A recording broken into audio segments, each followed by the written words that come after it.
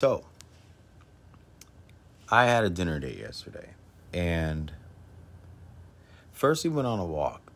And I'm airing this out because I think this is like something that many people go through and many people deal with, but they don't talk about it. So, we went on a walk in the daytime. Um, and during the walk, I was mentioning my bloodline. I was mentioning the culture of Black Americans because Black doesn't mean African. And here we go down the rabbit hole. So this guy, I don't want to say dumbass, because he's a nice dumbass, but he was like, "But you guys are all from Africa." Ooh, I was about to lose my mind, and I said, "If you look at the shape of the ears of people, you look at the shape of the nose. Not everybody is from the same region just because their culture here in the States resonate the same. Just because someone speaks Spanish doesn't mean they're from Mexico. You know, people from Spain speak the same dialect as people from South America, as they do in Mexico, as in the Caribbean.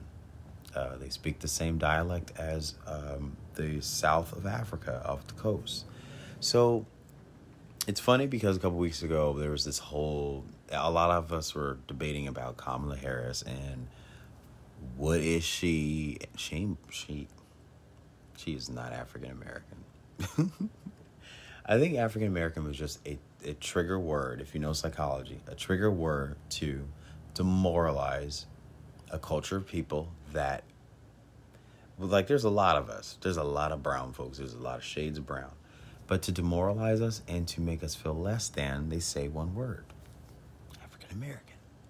How can you demoralize children? You say time out, right? That one word, that that means isolation. It means into your corner. And so my family line, I believe we come from part Middle East, which and he's like, but that was 4,000 years ago. How you don't have proof of 4,000 years ago? So I told him, if you look at the Great Migration, the tribe of Judah migrated. You don't have proof of that. Science doesn't prove that. I'm already thinking like, well, I don't know how we gonna get through dinner with your ignorance. And that's the problem that I see in today's society is you have people who are sharing enlightenment. People are sharing, there's more to the story, and there's more optimism, and there's more insight. There's things to investigate, and that's why we're here as human beings. We're here to investigate. We're not here to pick up the things that are already known and repeat the things that are known. It don't make no sense. And so I asked him, I said, you're brown, so where are you from? And he's from Europe somewhere. And I said, so how come? Because you earn a certain income and you have a certain job title and you look a little bit lighter brown than me, why are you Eastern Europe and why am I from Africa? Because my great blah, blah, blah, blah. And so I compared and contrasted it to I said, if my great grandmother was European and she wrote Armenian and she wrote Ethiopian, it only means that there is a family tree that originates from the Aramaic culture, the Hebrew culture. And I always tell a lot of folks, if in the Bible it says, in the beginning was Eden. Eden, if you were to put it in a territory, in a physical plane, it will be somewhere near the Middle East. This is why there's war. This is why people are fighting, because they want that land. And the way that you trick a culture into letting them know you're not from that land, you tell them that they're from somewhere else. So that's what I was trying to share with him. And he's like, but that's just your theory. That's just your thought process. And I tell him, the thing about it is, it resonates with my soul. And I feel when I speak, it comes from a higher power. It comes from a source. And then that's when we were going into science. He's like, well, you can't prove faith in science. Like, it has, if I can't read in a book, if I can't see it, if I can't have a professional with the accreditation to give these facts over, how can I trust someone who's younger than me? And so I'm like, ooh, this date is, let me just eat this chicken and Uber my ass home, because I was just over it. And I'm learning that 2020 is the year of that type of a person. I mean, a lot of people who have tried to contradict me, or people who have came on to comments with their 2 cents of, I said something less than smart. It doesn't mean that I'm less than smart. I'm trying to help the human race focus in areas where there's more investigation. We need more. I don't know. That's just me. Some people just want to go to work, go to Starbucks, come back home, watch their Netflix, and repeat. I'm not here to do that. I'm just here to evolve my soul, my inner self, and, investigate. Why are we here? So the last part of this debate, we went into politics. Oh, gosh. It was so awful. It was so awful. It was like last weekend, it was, yay, I met someone who's perfectly aligned with me, and he's a cuckoo gypsy like me. And then this weekend, it's like, I don't understand. We got through vaccines. We're talking about vaccinations. And I said, and these are things I ask out loud. Not that I know, but I said, if someone were to get a vaccination, is there a cure for the common cause of why you would need that vaccination? Like the flu. Is there a cure for the flu? No. So if there's no cure, why are you being vaccinated? Vaccinations are not preventative. They only alter strains so that strains, it narrows the different strains. If there's 10 strains of the flu, the vaccine will kill maybe like 3 or 4, but you're still gonna get sick. And also vaccines get you sick because it builds your immunity. So it creates a illness so you can create antibodies to prevent the next strain. People don't understand about vaccinations.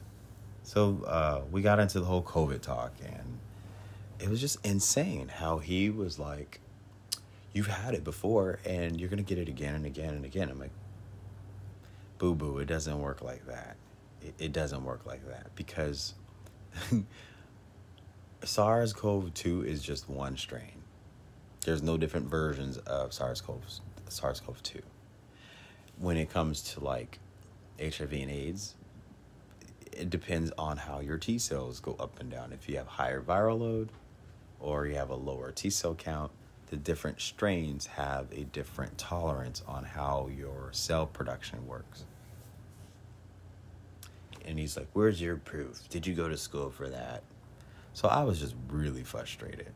And I'm just being calm and collected, because I'm just trying not to be judgmental, or, I just think it's sad that there's people in the world who they feel because of their education level and their age, experience here on Earth, entitles them to be fully correct. And what I always share with people is being correct and understanding the truth are two different operations. You can feel correct about anything and be absolutely wrong about it. But when you understand something, like I always try to tell people, excuse me, like this administration, everyone wants to talk the administration. But if you understand the chess game behind the closed doors, you understand that this is a narrative, you understand that there are people put in place intentionally to distract you, because that's the world we live in.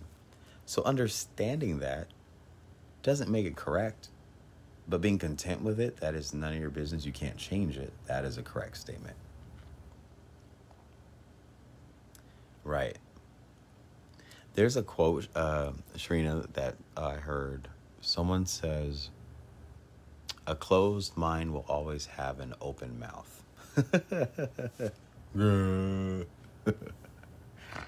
Oh, man. But I think what I was sharing with him about why I say a lot, why I talk too much, is because dancers and dance choreographers, we have a universal language. That's just what it is. And you dance too. So I was making an example of, I got 20 Chinese women to learn how to booty pop to a Nicki Minaj song 5 years ago. And like their culture they don't do anything. But in order to communicate something that was respectful, educational, and then letting them know that it is not a disrespect to their body. So turn your hiney to the side, not the mirror. But to communicate something like that without using their language or even them understanding English, I think I know how to communicate information. So, it was just so irritating. It was so irritating. So irritating. It's irritating to me that when I see a lot of people do this too. They post something because they want to spread awareness. They want someone to look at a situation. Can you guys just look at this situation? Or something is abnormal about the person who is in this subject matter. And then here comes, the peanut gallery. Oh, that information's false. Oh, that doesn't make any sense. That's not true. Why are you lying? So it's really the insults and the attacks against the person who's trying to share, elaborate on awareness. It's the person who's trying to say, can we look at something inclusive to this subject matter? And I think that's where a lot of people keep missing the point is you can be correct and say, yeah, you don't like the person in charge of the office right now. You don't have to like him. But if someone says that there is something going on with the opposition and there are things going on behind closed doors, and everyone sees it right now, a lot of it is kept behind closed doors, especially about the children. And we all know about what's going on with the children and the exposing the information about that. But then there'll be the peanut gallery. Oh, that's just, it's just, a rumor, or it's just a hoax. Yeah, but then someone would share that children don't need identification to board airplanes. Right? So then when someone shares a little bit of truth, there's always this pushback. So I'm starting to learn when someone pushes back, I have a face, and it goes like this.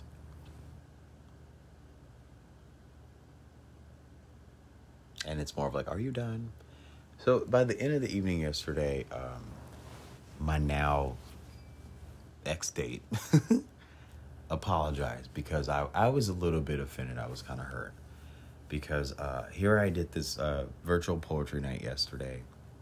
It was so great and it was so cool. And there was a whole lot of information from different people in all aspects. And what was funny was what I shared with him prior to, it started making sense to him that other people say the same thing. He was like, yeah, that one lady, she was talking about blah, blah, blah, blah, blah.